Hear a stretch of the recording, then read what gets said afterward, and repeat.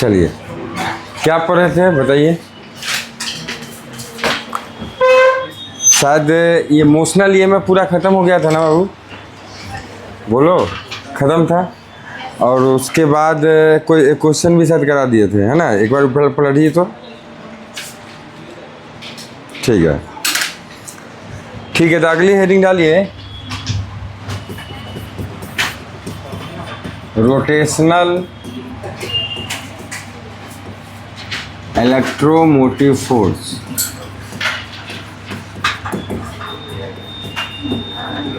ठीक है बाबू, जिसको ईएमएफ भी बोलते हैं आप, तो रोटेशनल ईएमएफ। ठीक है,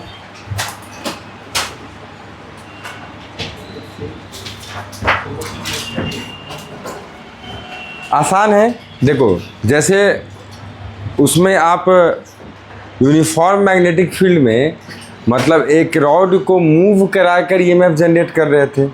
यहाँ आप क्या करेंगे, रोटेट करा के, मतलब इस तरह से सर्कल में रोटेट करा कर और हम क्या करेंगे, ईएमएफ जनरेट करेंगे। तो देखो,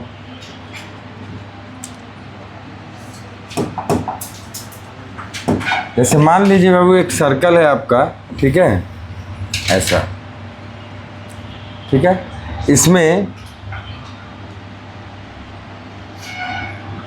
इसमें सपोज दैट एक रॉड है जो इस तरह से डला हुआ है आपका, कुछ इस तरह से, ठीक है, ये जिसका लेंथ है L, और यही जो है आपका क्या है, ये रोटेट हो रहा है, इसमें लगातार रोटेट हो रहा है। ठीक है, तो रोटेट क्या चीज़ कितने से हो रहा है, तो देखो रोटेट हो रहा है ये रॉड, इसमें एंगुलर वेलोसिटी पर रोटेशन में ओमेगा से। ठीक है, याद होगा रोटेशन क्लास 11, ठीक है, 11 का तो चीज़ें आएंगी। ठीक है, तो ओमेगा से ये मान लो एंटी क्लॉकवाइज रोटेट हो रहा है। मान लीजिए क्लॉकवाइज भी हो सकता था, मान सकते थे, एंटी क्लॉकवाइज भी मानेंगे, आंसर सेम ही आएगा। अब देखो ध्यान से, जैसे हमने क्या किया, एक फील्ड भी मान लिया, कंसीडर कर लिया बाबू कि ये इनसाइड की तरफ है। ठीक है, ऐसा, जिसमें एक कह सकते हैं कि कंडक्टिंग ट्रैक, सर्कुलर ट्रैक है, जिससे ये कंडक्टिंग रॉड जो है कनेक्ट होकर, और एक एंड इसका फिक्स है, दूसरा एंड ऐसा मूव कर रहा है। ठीक है, ऐसा समझो, ऐसा मतलब सर्कल में। ठीक है, ऐसा, और फील्ड किधर है, तो inside the plane of the ball. ये सारी बातें हैं। एक और बात बाबू, इस फील्ड का फील्ड इंडक्शन कितना है, मैग्नेटिक फील्ड इंडक्शन, तो वेक्टर बी, ये मान लिए। लेंथ है L, तो आपको ये पता चल गया कि सर्कुलर ट्रैक का रेडियस भी L हो गया, जो लेंथ है वही रेडियस हो जाएगा, और ओमेगा से घूम रहा है। अब आता है कि तुम सोचो, कुछ देर बाद ये रॉड कहीं ना कहीं यहाँ होगा, कुछ इस तरह से। ठीक है, और ये जो एंगल स्वेप कर रहा है, ये एंगल, ये हम मान लेते हैं थीटा। तो देखो ध्यान से, अभी जो एरिया ये स्वेप कर रहा है, पूरा स्वेप कर रहा है ना, ये एरिया इतना, ये एरिया पूरा, अब आप देख सकते हो कि जैसे जैसे घूमता जाएगा क्या होगा, एरिया जो स्वेप करेगा वो क्या होगा, बढ़ता जाएगा। मतलब ये, और एंगल भी क्या है आपका, बढ़ता जाएगा। मतलब क्या कि कहीं ना कहीं इसका एंगल के साथ साथ एरिया भी क्या हो रहा है, चेंज हो रहा है। और फ्लक्स को क्या चाहिए, फ्लक्स को या तो बी चेंज हो, या तो एरिया चेंज हो, या फिर थीटा चेंज हो। कुछ भी चेंज हो गया तो फ्लक्स तो चेंज हो गया। अगर फ्लक्स जो चेंज होगा, फ्लक्स अगर चेंज हो रहा है, तो इसका मतलब है कि क्या जनरेट होगा, ईएमएफ। यही बेसिक थीम है। ठीक है, तो सुन लो ध्यान से। पहले ये बताओ, ये पूरी सर्कल अगर ये घूम जाएगी, पूरी सर्कल घूम जाएगी, आपने ओरिजिनल पोजीशन पे आ जाएगी, कितना एंगल स्वेप कर दिया, 360। तो ध्यान से देखिए, अगर 360 घूमता है बाबू, तो 360 अगर घूमता है, एक काम, चलो थीटा इसको इसी के टर्म में कर लेंगे, 360 घूमता है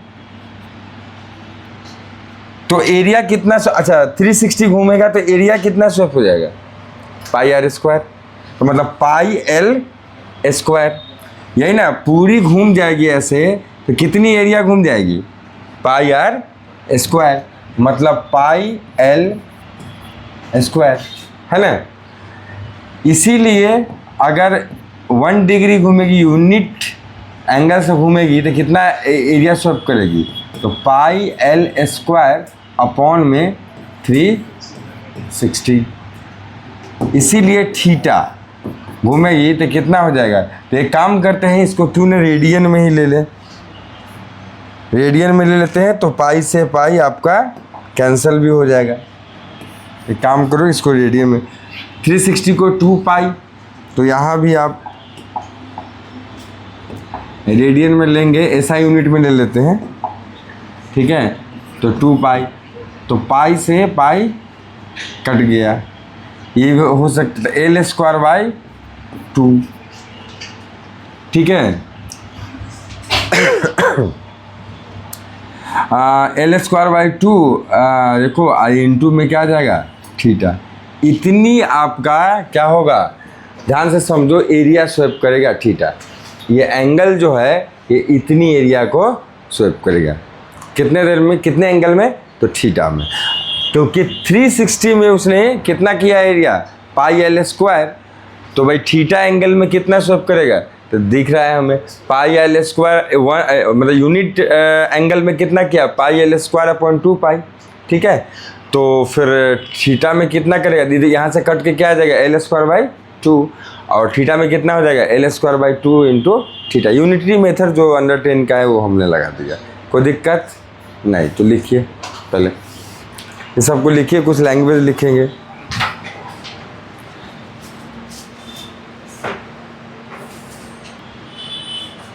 अब ईएमएफ कितना जनरेट होगा ये देखते हैं। तभी तो अभी आपको क्या निकला है, ये बोलो कोई, ये क्या निकला, एरिया। थीटा एंगल से घूमा तो कितना एरिया स्वेप किया, ठीक है। अब देखो,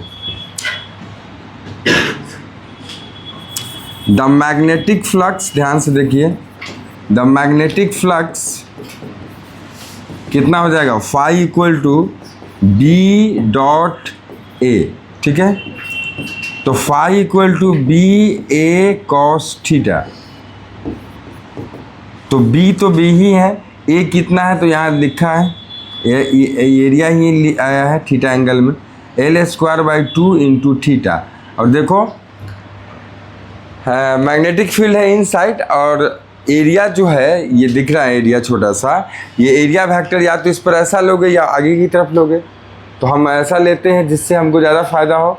तो अंदर की तरफ बी है, अंदर की तरफ है, तो एरिया वेक्टर भी अंदर की तरफ, तो दोनों के बीच एंगल कितना हो जाएगा, 0 डिग्री। तो तुम क्या, आप क्या लिखेंगे, कॉस 0 डिग्री।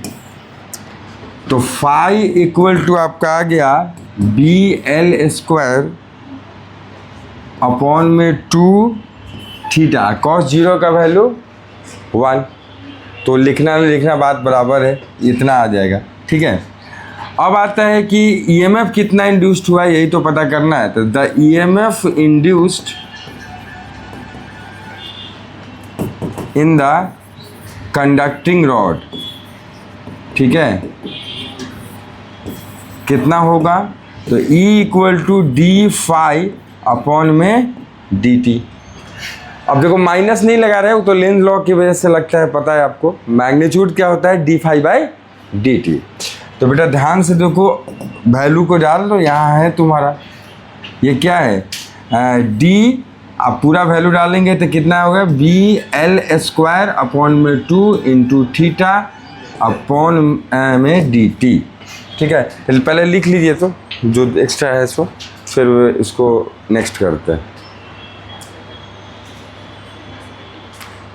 यहाँ से यहाँ तक लिखे थे ना, सही, तुम्हें नहीं पता, देखो कॉपी में कहाँ तक लिखी है, ठीक है। तो यहाँ से लिख लो,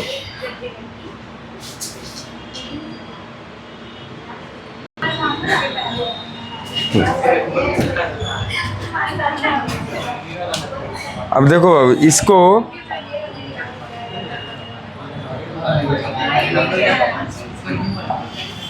देखो E इक्वल टू, इसमें से कौन, आप बात नहीं कर, इसमें से कांस्टेंट क्या क्या है बताओ। तो B है, L है और 2 है, सारे कांस्टेंट है, ये चेंज होने वाले नहीं है। ना मैग्नेटिक फील्ड का वैल्यू बदलेगा, ना मतलब इंडक्शन का, ना लेंथ बदलेगा, ना 2 बदलेगा, ये सब कांस्टेंट है, बाहर आ जाएगा।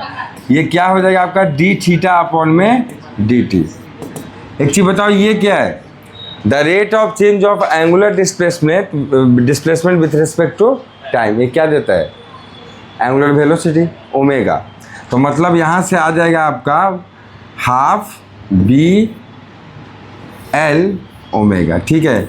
यही होता है इंड्यूस्ड ईएमएफ। तो लिख लीजिए,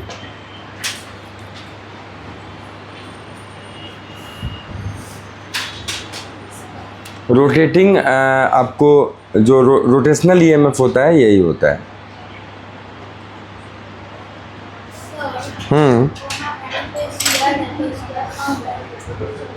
अच्छा, ये बाय द मिस्टेक छूट गया, सॉरी। हाँ बिल्कुल, स्क्वायर छूट गया था, स्क्वायर रह जाएगा, वो तो बाहर निकला है ना बेटा, तो वो तो रहेगा ही। हाँ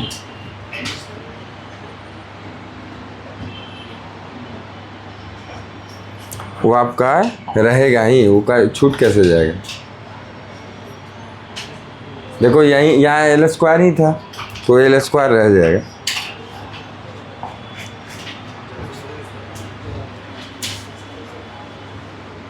तो B L square omega upon 2, ये आपका, ये बात नहीं, ये मैं फिर इंड्यूस्ड निकल गया, ठीक है। लिखिए थे क्वेश्चन, देखो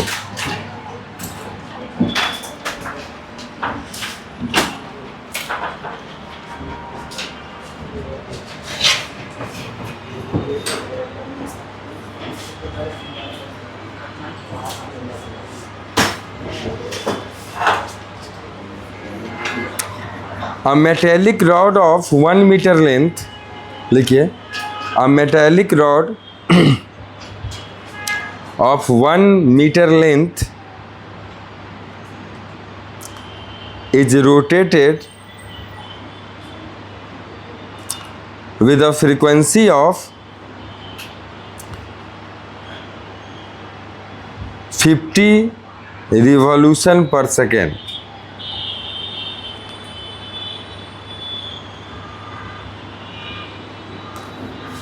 ठीक है, रिवॉल्यूशन पर सेकेंड, कॉमा देखिए, with one and hinged at the centre, with one and hinged, HINGED, hinged मतलब होता है फिक्स कर देना, hinged at the centre and the other and at the circumference,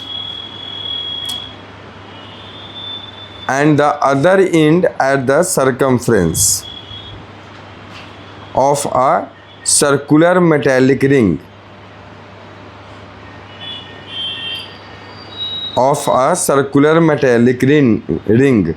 of radius 1 meter, of radius 1 meter about an axis passing through the center and perpendicular to the plane of the ring, center and perpendicular to the plane of the ring, full stop। आगे लिखिए, a constant uniform magnetic field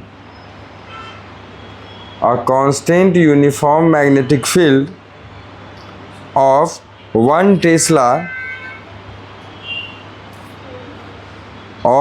Tesla parallel to the axis is present anywhere.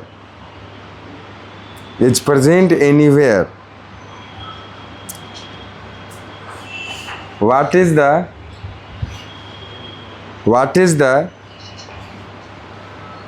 EMF between the center and the metallic ring. What is the EMF between the center and the metallic ring? बनाइए तो, थोड़ा लंबा question है मानते हैं, लेकिन बढ़िया question है बनाओ। मतलब लैंग्वेज ज़्यादा है लेकिन हार्ड नहीं है।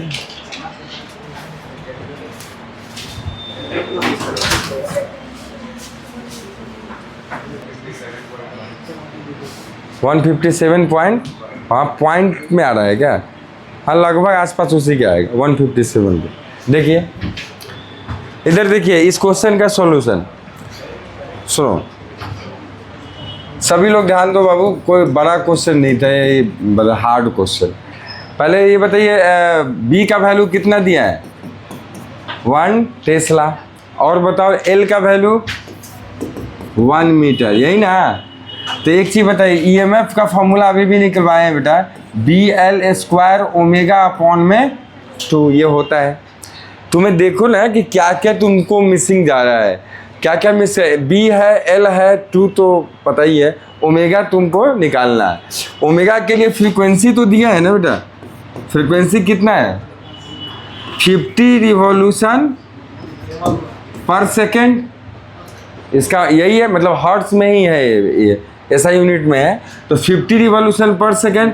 तो ओमेगा का और एफ का रिलेशन तो पता है ना, क्या होता है? Omega equal to 2 pi f होता है, 2 पाई एफ। तो 2 पाई और एफ कितना है? 50, तो कितना हो जाएगा? 100 पाई। ठीक है, तो यहाँ से वैल्यू पुट कर दो। तो 1 इंटू 1 का स्क्वायर इंटू ओमेगा का वैल्यू 100 पाई अपॉन में 2। यहाँ से ये 50 से कट जाएगा तो 50 इंटू कितना हो जाएगा? 3.14। इसको सॉल्व करो, ये कितना आता है? आ जाएगा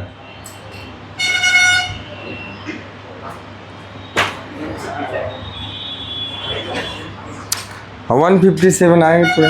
ठीक है, पॉइंट पे कैसे आ गया तुम्हारा? गड़बड़ कर लिए क्या कहीं पे?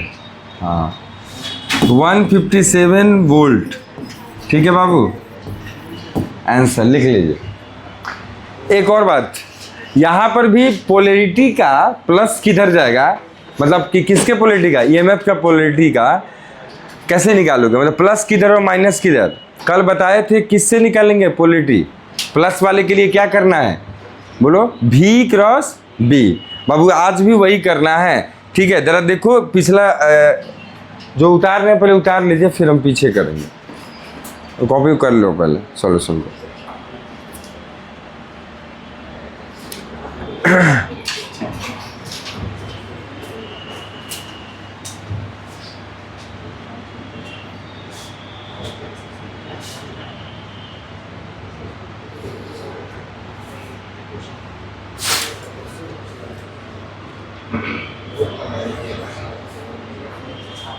अरे चैप्टर मुश्किल से एक क्लास और एंडिंग हो जाएगा, छोटा चैप्टर है।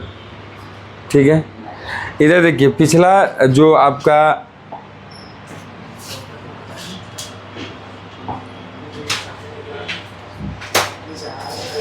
इधर देखो, ये मेन डायग्राम है। इसमें एक चीज बताइए, किधर आपका पॉजिटिव होगा? इस रॉड, वही रॉड है ना जो पहले यहाँ था, बाद में यहाँ वही रॉड घूम रहा है, एक ही रॉड है, ये मत समझ ला 2 रॉड है ना? ये प्रीवियस पोजीशन है, ये कुछ देर बाद का पोजीशन है।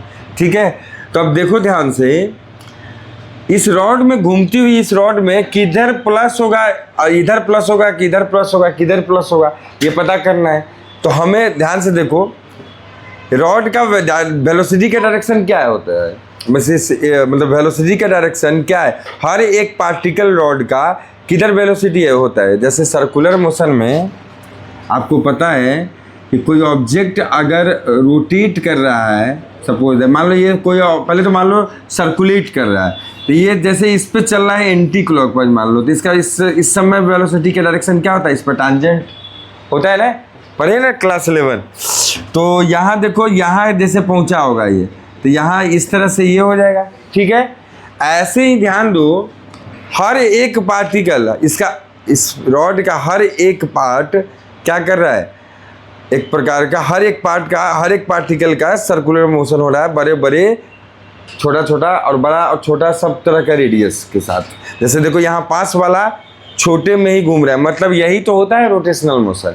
जिसमें रोटेशनल मोशन का मतलब क्या होता है, जिसमें बॉडी का हर एक पार्टिकल क्या प्रोजेक्ट करते रहता है, सर्कुलर पाथ को, ठीक है। जैसे मान लो सपोज दैट, अभी उसको छोड़ो, इसको हॉरिजॉन्टल में घुमाते हैं, ऐसे घुमाओ, ठीक है। तो इसका हर एक पार्टिकल, जैसे मान लो 3 पार्टिकल को मान लो, कंसीडर कर लो, 1 2 3। अब देखो तो ध्यान से, ये घूम रहा है, तो सबका पाथ बताओ तो कैसा होगा, सर्कुलर। ये पार्टिकल छोटू सा सर्कल में घूम रहा है, ये वाला उससे बड़ा में, ये वाला और बड़ा में, सिंपल सी बात है। वैसे ही तो वर्टिकल में भी हो रहा है ना। तो वेलोसिटी, हर एक पार्टिकल का वेलोसिटी का डायरेक्शन किधर है, टांजेंट। मान लो इस जगह पे है तो ऊपर की तरफ, तो वेलोसिटी की डायरेक्शन मान लो इस समय ऊपर की तरफ मूव करने का, और मूव तो ऐसा ही नहीं कर रहा है, ऐसा ही, ऐसा, समझ में आ रहा है ना। तो वेलोसिटी की डायरेक्शन ऊपर की तरफ, अब बी की तरह, अंदर की तरफ। तो भी क्रॉस बी करना है तो कैसे करोगे, भी या तो ऐसे नहीं तो ऐसे, भी इधर है अब बी इधर है, तो या तो ये नहीं तो ये रखेंगे तो बी की तरफ ये चला जाएगा। हथेली रखना है तो क्या रखें करेंगे, बी क्रॉस बी, समझ आ रहा है। तो किधर आ रहा है, इस तरफ आना ना। इसका मतलब क्या है कि रॉड का ये वाला एंड क्या होगा, पॉजिटिव पे, और वो वाला एंड क्या होगा, नेगेटिव पे। समझ आया है। तो लिखिए नीचे में, ये तो क्वेश्चन करा दिया, अब नोट करके डायरेक्शन की बात कर लेते हैं, डायरेक्ट मतलब ये पोलरिटी की बात कर लेते हैं। तो लिखिए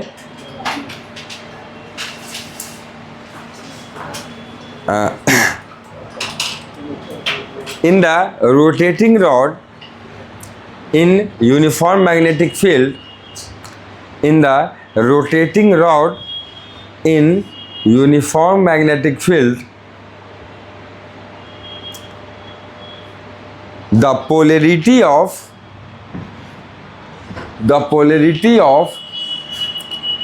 induced EMF, the polarity of induced EMF will be find out by applying क्या अप्लाई किए हैं, तो V क्रॉस B लिख लीजिए, B cross B, and the end of rotating rod at the center, the end of the rotating rod at the center is at higher potential,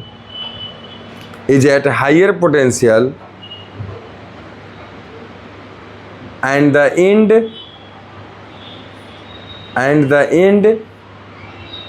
which is on the circumference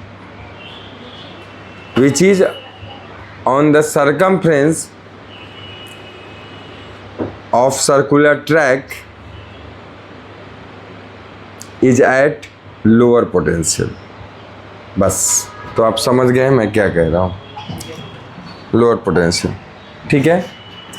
अब देखो बाबू, इसमें 2 special case आपके boards के syllabus में है जो पढ़ने हैं और हमें जानना है, ठीक है। देखो सर, स्पेशल केस कौन सा,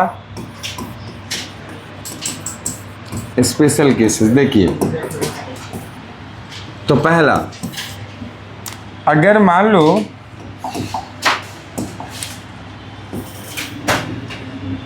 एक सर्कुलर ट्रैक है, ठीक है, और इसमें बहुत सारे आपके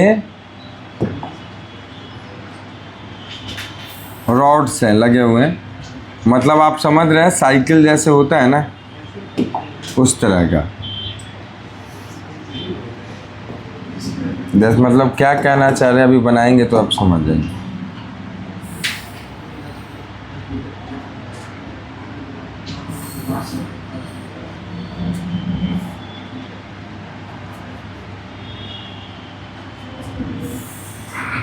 मतलब स्पोक होते हैं ना साइकिल के, उस तरह का।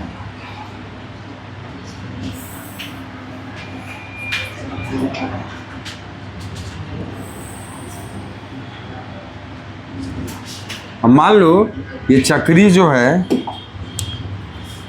ये आपका रोटेट हो रहा है इधर ओमेगा से, ठीक है। सपोज दैट ये रोटेट हो रहा है और ये सारे कंडक्टिंग रॉड्स है जो इसमें लगे हुए हैं, ठीक है। तो क्या लगता है अगर मान लीजिए एक जगह मैं शो कर रहा हूँ ऐसा magnetic cross magnetic field present है, मान लो ये जिसमें ये घूम रहा है साइकिल का रिम, सपोज दैट ऐसा मान लो, ठीक है। तो क्या सर इसमें ईएमएफ जनरेट होगा? सोचो तो जरा, होगा या नहीं होगा?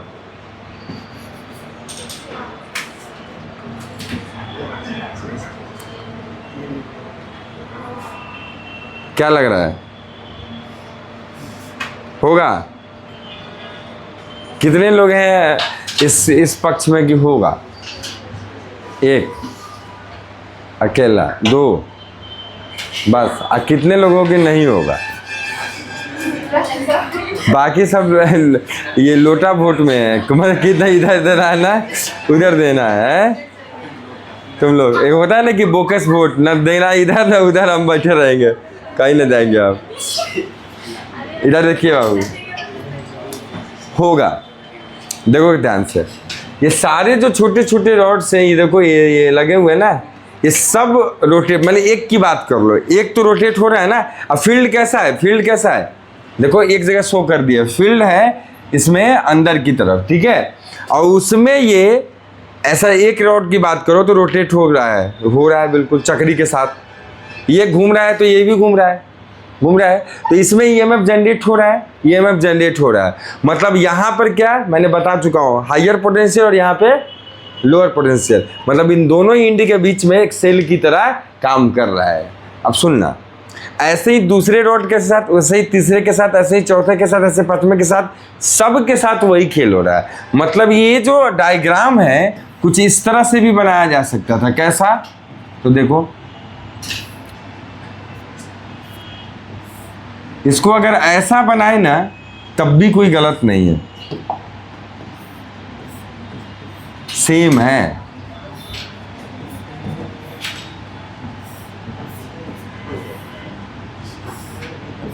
जैसे कि बहुत सारे सेल्स को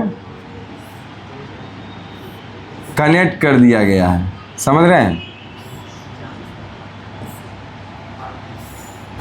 ऐसा ऐसा, ये दोनों डायग्राम सेम। किस पॉइंट ऑफ व्यू से? तो ईएमएफ इंड्यूस्ड के पॉइंट ऑफ व्यू से दोनों डायग्राम क्या है, सेम है। मतलब एक चीज बताओ, देखो इधर हर एक एंड, यहाँ देखो हर एक एंड एक पॉइंट पे है। और आपको ये भी पता है कि करंट इलेक्ट्रिसिटी में पढ़े होंगे कि अगर दो पॉइंट के बीच सिर्फ कनेक्टिंग वायर है, कोई सर्किट एलिमेंट नहीं है। सर्किट एलिमेंट मतलब क्या होता है? रेजिस्टेंस, इंडक्टर, रजिस्टर, इंडक्टर या कैपेसिटर या सेल, ये सब नहीं है। सिर्फ दो पॉइंट कनेक्टिंग वायर से जुड़ा हुआ है, तो मतलब दोनों पॉइंट का पोटेंशियल क्या है? सेम। अरे पढ़े हो कि नहीं करंट इलेक्ट्रिसिटी में? दोनों पॉइंट का पोटेंशियल क्या होता है? सेम। तो अब देखो यहाँ पे हर एक का ये वाला एंड क्या है आपका, कनेक्टिंग वायर से ही तो कनेक्ट है। यहाँ भी तो वही है, वही चीज़ है, इसी चीज़ को तो वहाँ बनाए हैं, कनेक्टिंग वायर से कनेक्ट है, ठीक है। मतलब सबका पोटेंशियल क्या होगा? सेम। इन सब पॉइंट का पोटेंशियल होगा सेम। और एक एंड एक पॉइंट पे है तो इसका तो सबका पोटेंशियल एक सेम होगा ही। मतलब ये सारे जो जुड़े हुए हैं सेल्स, ये सारे सेल्स ऐसा है, लेकिन है कैसा? मतलब ऐसा है मानो तो ये सारे सेल्स किस में है? पैरेलल। पढ़े हो ना सेल का पैरेलल एंड सीरीज कॉम्बिनेशन, पढ़े हो कि नहीं करंट इलेक्ट्रिसिटी? तो पैरेलल कॉम्बिनेशन है सेल का ही। तो उसमें ईएमएफ क्या होता है, एक सेल का ईएमएफ के बराबर ही इक्विवेलेंट ईएमएफ होता है। अरे करंट इलेक्ट्रिसिटी पढ़े है ना, तो उसमें series and parallel combination of electric cell पढ़े हैं। तो पैरेलल वाले में क्या पढ़े थे कि पैरेलल वाले में जब सेम ईएमएफ को वाले सेल्स को अगर पैरेलली जोड़ा जाता है तो सब मतलब इक्विवेलेंट ईएमएफ क्या होता है, से एक के बराबर। तो मतलब ये इतने सारे जुड़े हुए हैं, लेकिन इक्विवेलेंट ईएमएफ जो बोलेंगे वो कितने के बराबर होगा, तो एक रॉड के ईएमएफ के बराबर। मतलब जो एक रॉड में ईएमएफ इंड्यूस्ड होगा उसके ही बराबर होगा। समझ आया, यही कहानी है।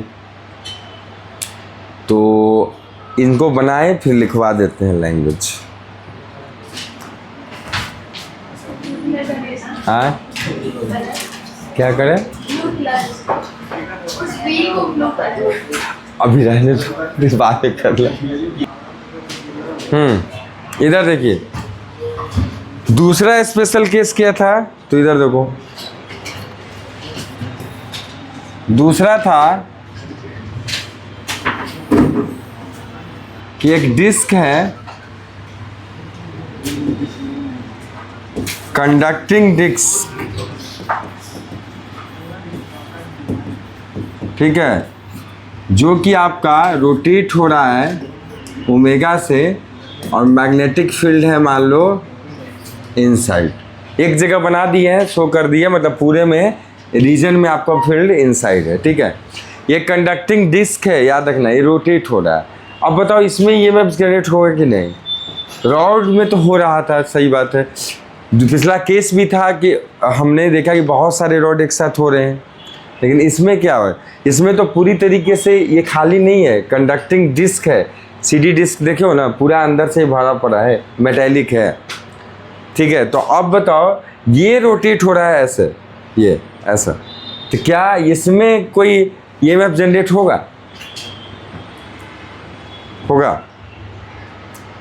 क्यों?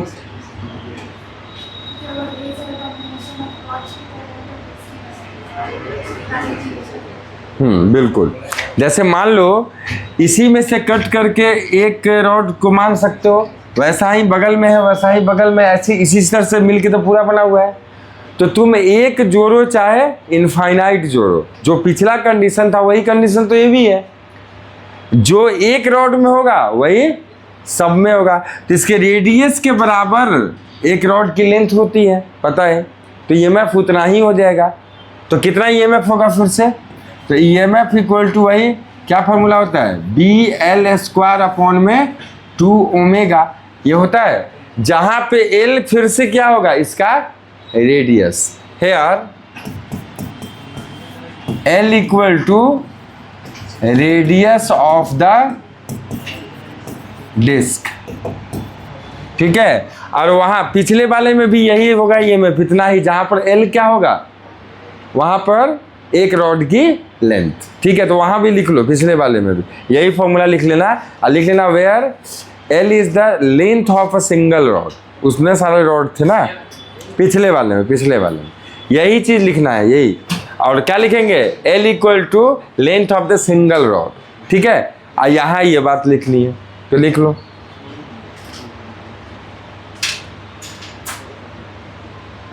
लिखिए,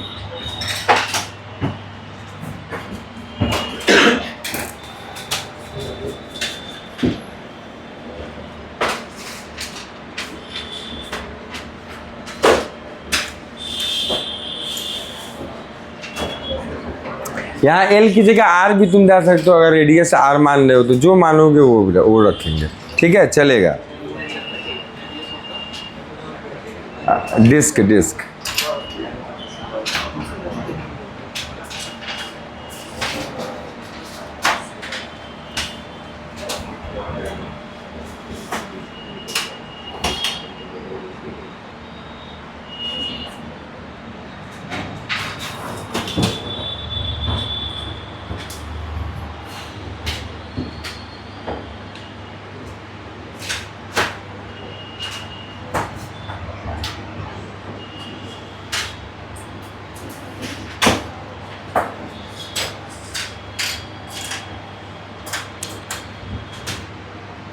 हो गया। चलो लिखो हेडिंग नेक्स्ट। तो यहाँ पर ये टॉपिक होता है ख़त्म। क्या? तो कल और आज में हम लोगों ने 2 बातें पढ़ ली, मोशनल ईएमएफ, रोटेशनल ईएमएफ, ठीक है, सारा ख़त्म। अब है बेटा अब क्या अपना, तो सेल्फ इंडक्टेंस। तो हेडिंग डालो सेल्फ इंडक्टेंस।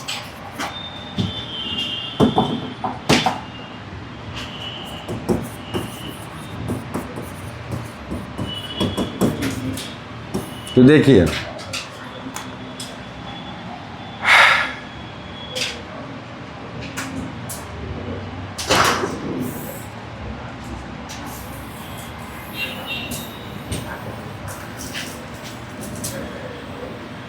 मान लो ऐसा एक क्या है बताओ, पढ़े हुए हैं सोलिनॉइड। इस सोलिनॉइड में करंट को अगर मैं किसी तरह ऐसा फ्लो करा, किसी भी डायरेक्शन में कराओगे तो क्या जनरेट हो जाएगा, मैग्नेटिक फील्ड। याद है आउटर में मैग्नेटिक फील्ड टेंड्स टू क्या होता है, 0, उस क्लास में पढ़ा है, याद करो। और इनर में क्या होता है, कुछ ना कुछ जो भी वैल्यू, वो वैल्यू कितनी होती है भाई, एक वैल्यू आती है ना म्यू नॉट एन आई, याद है। तो म्यू नॉट जहाँ पर क्या है, सब भूल जाओ, सही में गजनी हो तुम लोग हैं। म्यू नॉट क्या है,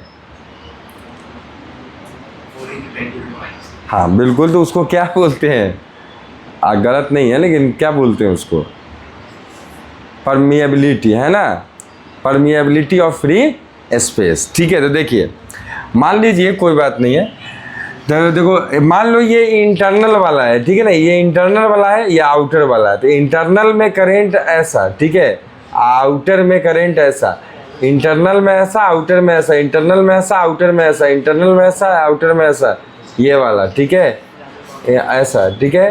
तो ये करंट निकल के आउटर में, देखो आउटर में निकल के ऐसे आएगा, तो ये आएगा ऐसा, और इसमें जाएगा ऐसा, पक्का है, ठीक है। तो अब ये करंट जो है आई मान लीजिए फ्लो हो रहा है, तो ध्यान से देखो इंटरनल वाले में, पीछे वाले में कुछ इस तरह से करंट है, बाहर वाले में इस तरह से, समझ में आ रहा है। तो इस तरह से करंट की डायरेक्शन हो गई, तो मैग्नेटिक फील्ड कैसा होगा, देखो याद है ना, करंट जैसा बहता है, देखो ऐसा बह रहा है, तो एक तरफ से करो ऐसा, किसी एक साइड से कर सकते हो, ऐसा करंट बह रहा है, तो देखो ऐसा है, दिख रहा है। तो ऐसा करोगे तो फील्ड की डायरेक्शन किधर होगा, इस तरफ, इस तरफ, ठीक है। तो वहाँ पढ़े हुए हम लोग, तो ऐसा फील्ड का आप बनाएंगे फील्ड लाइंस, ठीक है ना, कुछ इस तरह से, ठीक है। और ये फील्ड डायरेक्शन कुछ ये आ गया, ठीक है। अब देखो ध्यान से देखना, अगर तुम करंट को बदल देते हो तो क्या होगा भाई, इससे मैग्नेटिक फील्ड कितना है पहले बताओ, मैग्नेटिक फील्ड कितना होता है, म्यू नॉट एन आई, याद होगा ये सब पढ़ाए हुए हैं। तो अगर तुम आई को बदल देते हो, आई को बदल देते हो, तो देखो आई बदलता है तो क्या बदल जाएगा, मैग्नेटिक फील्ड बदल जाएगा। अब मैग्नेटिक फील्ड बदल जाएगा तो बताइए फ्लक्स का फॉर्मूला क्या होता है, इसका खुद का एक एरिया है ना, तो उस एक मान लो क्रॉस सेक्शनल एरिया ए है ये वाला, अरे ये ऐसा है ना बेटा, ऐसा है ना, देखो ना जेटर पेन का, टिपटिपुआ पेन का स्प्रिंग, तो एक होता है ना गोल, एक एरिया क्रॉस सेक्शनल एरिया रखता है वो, तो ये एरिया कुछ ना कुछ तो है, मान लो जो हो ये मान लेते हैं। तो फाई इक्वल टू एक, उस एरिया से कितना फ्लक्स जा रहा होगा, मतलब जो फील्ड लाइंस उसको क्रॉस कर जाए जितना, वही नंबर, वही पैरामीटर क्या कहलाता है, फ्लक्स।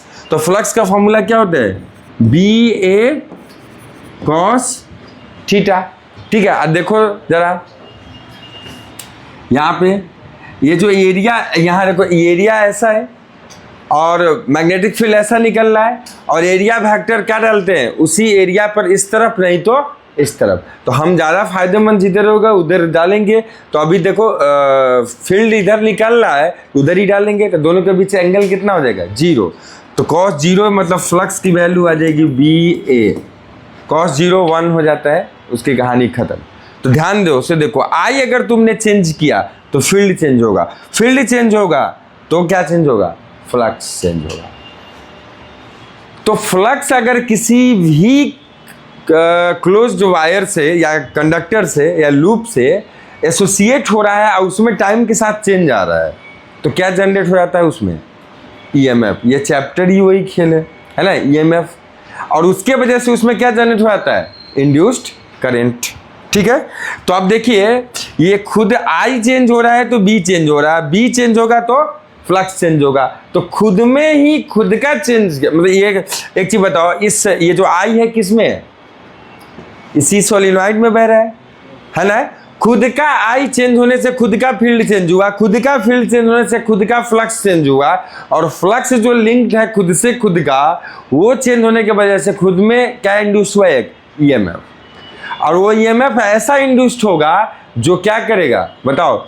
जो फर्दर चेंज हो रहा है उसका क्या करता है? अपोज। पूरी कहानी इस चैप्टर में वही पढ़ रहे हैं, तो अपोज। ठीक है, समझ में आ रहा है? मतलब फाई जो चेंज हो रहा है वो किसके वजह से? करंट की वजह से। तो मतलब फाई जो है डायरेक्टली प्रोपोर्शनल किसके है? आई के। अब देखते चलो, तो यहां से फाई इक्वल टू इक्वलिटी का साइन लाते हैं तो एक कांस्टेंट से गुना हो जाता है, वो होता है एल। ठीक है, और यहां पे हेयर एल जो होता है, L is known as the, इसको हम क्या जानते हैं? Known as the inductance of the inductor. जो कि इंडक्टर क्या है यहाँ पे? इंडक्टर जनरली सोलिनॉइड ही होता है, याद रखना है। ठीक है, तो जैसे याद होगा V इक्वल टू क्या फॉर्मूला होता है बेटा? आर आई, याद है? जहाँ पे आर क्या होता है? कंडक्टर का रजिस्टर। वैसे ही phi equal to L I, जहाँ पे एल क्या है? इंडक्टर का इंडक्टेंस। जैसे वहाँ पर कंडक्टर का रजिस्टेंस, यहाँ पर इंडक्टर का इंडक्टेंस। अच्छा, एक और बात, आर का फॉर्मूला क्या होता था? V upon I. यहाँ पर भी देखो तो एल का फॉर्मूला क्या हो जाएगा बेटा? फाई अपॉन में आई।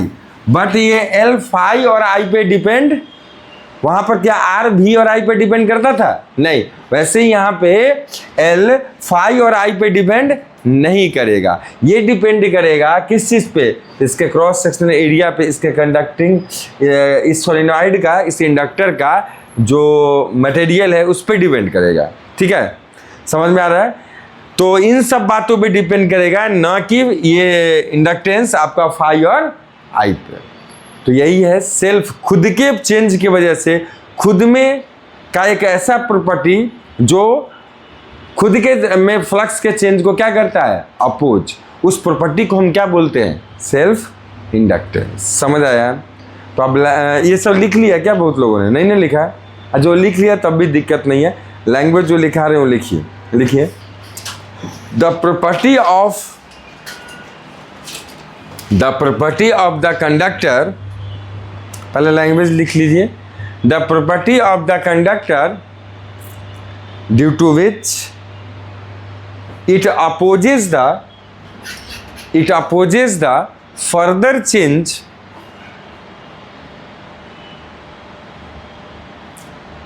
of flux in itself. Change of flux in itself by inducing an EMF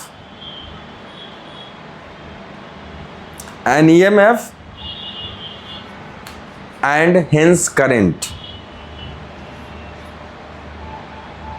It's called as self-inductance.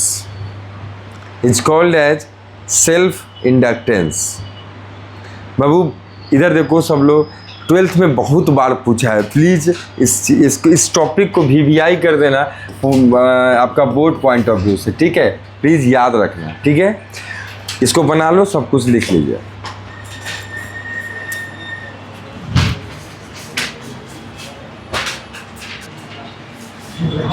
अब देखिए, इसका यूनिट बता दो क्या हो जाएगा? यूनिट फ्लक्स बटे आई, तो फ्लक्स का यूनिट क्या होता है? वेबर, और आई का यूनिट एम्पियर, मतलब यूनिट हो जाएगा बाबू वेबर पर एम्पियर, जिसको आप बोलते हो क्या? तो हेनरी, याद रखना, हेनरी इसका यूनिट होता है सेल्फ इंडक्टेंस का। ठीक है, ये ऑब्जेक्टिव में भी आ सकता है। ठीक है, तो याद रखना, जिसको हेनरी को आप क्या और कहोगे? वेबर पर एम्पियर, ये बात को भी याद रखना है।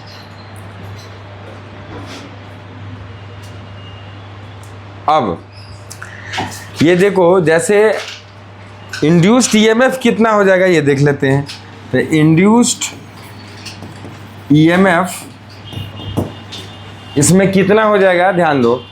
तो इंड्यूस्ड ईएमएफ के लिए फॉर्मूला तो वही minus D phi by D T. तो EMF equal to minus D phi का फॉर्मूला यहाँ से देखो ऊपर में लिखा हुआ है L into I, L into I. तो रखिए एल इंटू आई अपॉन में डी टी। तो ई इक्वल टू एल, तो इंडक्टेंस किसका है? इंडक्टर का। तो एल कहाँ जाएगा? बाहर। तो minus L D I upon में डी टी, ये हो जाता है आपका self inductance in this case. तो लिख लीजिए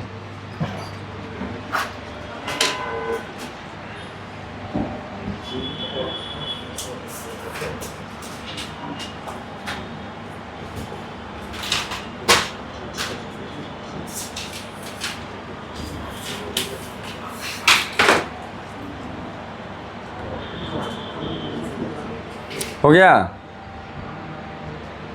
तो आप यहाँ से ये भी फॉर्मूला निकाल, एक तो माइनस लेंथ लॉस आता है वो लगा हुआ है, नहीं तो यहाँ से फॉर्मूला ये भी निकल सकता है। देखो L इक्वल टू क्या? E M F upon D I upon में डी टी। ये क्या है? देखो the rate of change of current per unit time. ये the rate of change of current per unit time हुआ तब ना क्या क्या जनरेट हुआ? बोलो ईएमएफ, जो कि इसके अंदर जनरेट हुआ। ठीक है, तो आज के लिए इंतजार ही तुम लोग कर रहे थे, हम जान रहे हैं कि सर का टाइम हो गया है। क्या